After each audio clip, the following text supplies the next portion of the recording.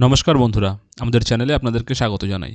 যারা চ্যানেলটিকে প্রথমবার দেখছেন তারা অবশ্যই চ্যানেলটি সাবস্ক্রাইব করে নেবেন এবং বেল আইকনটি দাবিয়ে দেবেন যাতে চ্যানেলে দেওয়া সকল ভিডিওর প্রথম নোটিফিকেশান আপনাদের কাছে পৌঁছে যায়। তো চলতি সপ্তাহে শুক্রবার বা শনিবার নবম দশমের শিক্ষক নিয়োগের ইন্টারভিউয়ের তালিকা প্রকাশ হওয়ার কিন্তু সম্ভাবনা রয়েছে।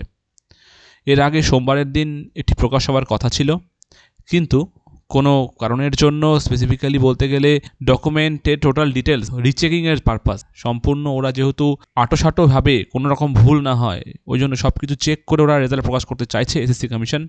তাই সোমবারের দিন ওরা রেজাল্ট দেয়নি। তো এই সপ্তাহেরই শনিবার বা শুক্রবার ওরা কিন্তু রেজাল্ট দিতে চলেছে। অন্যদিকে আবার একাদশ দ্বাদশের 6টি বিষয়ের ইন্টারভিউ প্রক্রিয়া 15 ডিসেম্বরের মধ্যে শেষ করা হবে বলে বুধবার কিন্তু এসএসসি সূত্রে জানা গিয়েছে।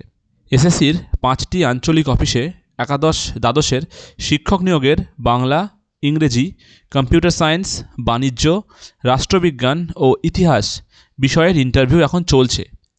তো এই কয়েকটি বিষয়ের ইন্টারভিউয়ের শেষে 15 ডিসেম্বরের পর 11-12 বাকি বিষয়ের ইন্টারভিউগুলো কিন্তু শুরু হবে এবং বাংলা ও ইংলিশের প্যানেল হয়তো এরা আগেই দিয়ে দেবে। ওদের নিয়োগটা চলবে, সাথে সাথে বাকিদের ইন্টারভিউও চলবে এবং বাকি প্রসেসগুলো চলবে। তো এটাই হচ্ছে এখন এসএসসির প্ল্যান। এবার দেখা যাক এসএসসি তার এই প্ল্যানে কতটা ধরে রাখতে পারে।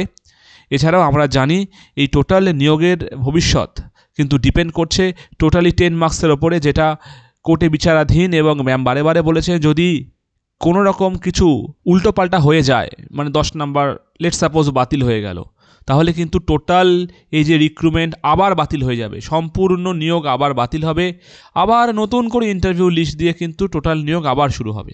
তো দেখা যাক সময় কি বলছে। আজকের খবরটি এই পর্যন্তই। ধন্যবাদ।